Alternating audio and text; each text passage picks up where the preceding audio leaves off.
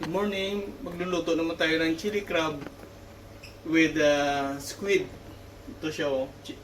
Na pakuluan na sa may mainit na tubig. Mga siguro mga 30 seconds. Tapos una, ilagay natin ito.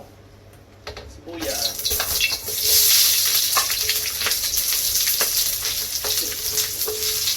Tapos ang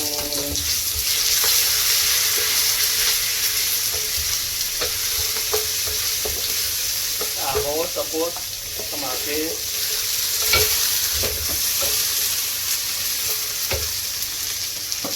tapos ligay natin muna to, lutuin natin mga 8 minutes.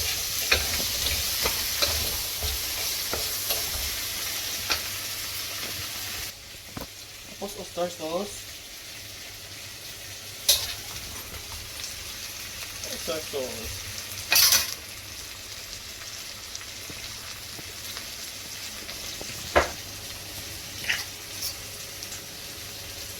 tapos ito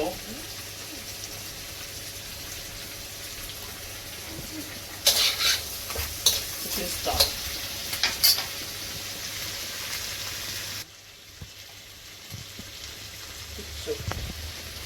chili crab to. So maluluto na siya, mamaya lagyan natin ng egg.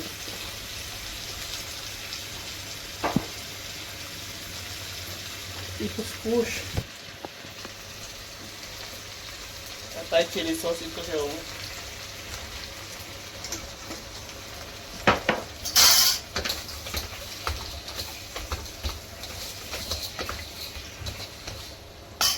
Then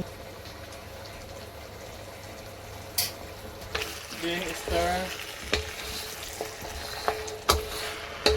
Tapos takpan natin. So ilagay na natin yung tubig.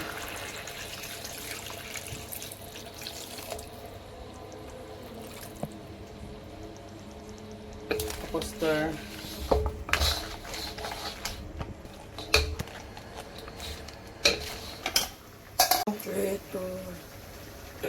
Ito mga 6 minutes na to siya. Ilagay na lang natin to. Another 4 minutes. Stir. Tapos ang pinakalas ilagay natin is egg na stir.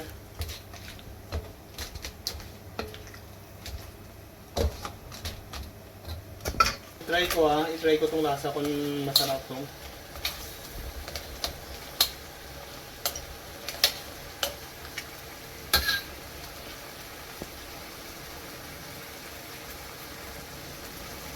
Dagdagan natin ng salt. So,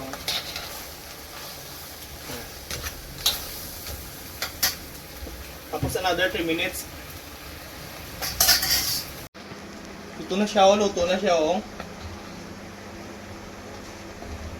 Ang total timing to mga 11 minutes. Ito lagay na natin ng ano ang egg para maging ano siya, malapot. Ito, egg to siya. Ito na siya oh.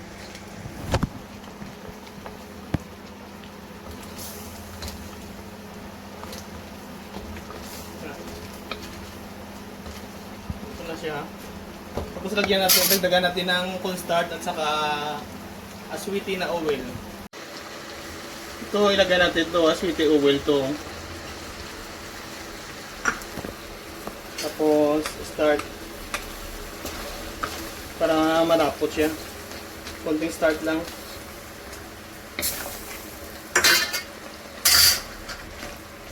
Ito na siya, luto na to siya oh.